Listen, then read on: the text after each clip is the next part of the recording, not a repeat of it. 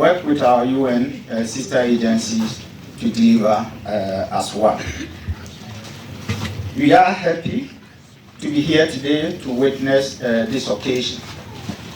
Honorable guests of honor, this school gave birth to the construction of all the 8 boarding facilities in the 4 districts in Zimbabwe.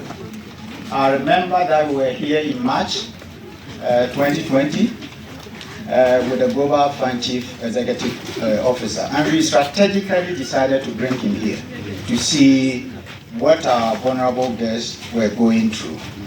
And after the presentations, we made a case to him. And immediately he agreed that we can construct the 8 sustainable boarding facilities. So we are happy that today we are here where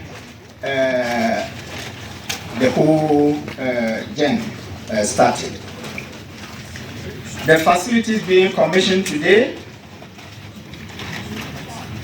are part of the 8 facilities that have been constructed, as I've already mentioned.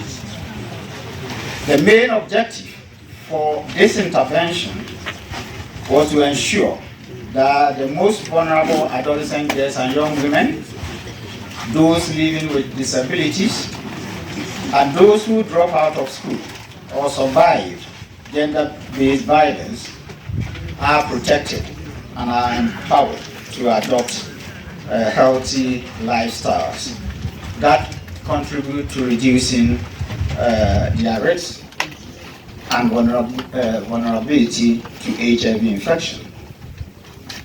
Adolescent girls and young women remain disproportionately affected by the epidemic. In 2022, it was reported that over 4,000 adolescent girls and young women globally were infected. And surprisingly, over 3 tests, which is about 3,100, were in sub-Saharan Africa.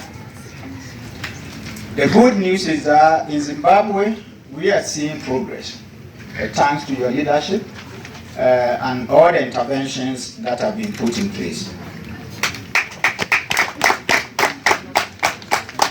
Between 2019 and 2022, we saw a decline or a drop of 29% in infection among this group in Zimbabwe.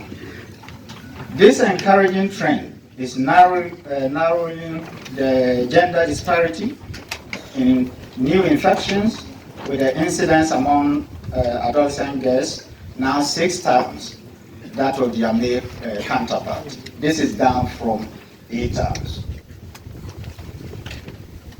In line with the government of Zimbabwe's goal of ending HIV/AIDS by 2030, UNDP, with funding from the Global Fund, has been working with the National AIDS Council and Plan International with the aim of contributing to a significant reduction in new infections among adolescent girls and young women.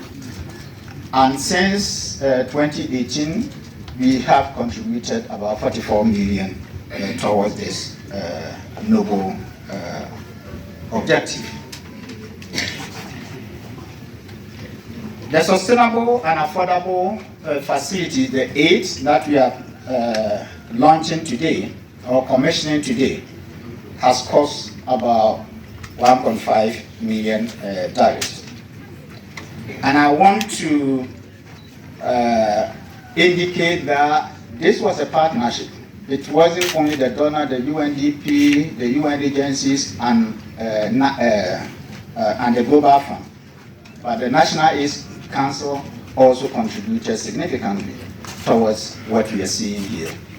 The solar-powered boreholes that you saw, the fence around the facilities to provide security for the young girls, the lighting, solar, they provided lighting for solar. All these were supported by the National AIDS Council. I think we need to give them a round of applause.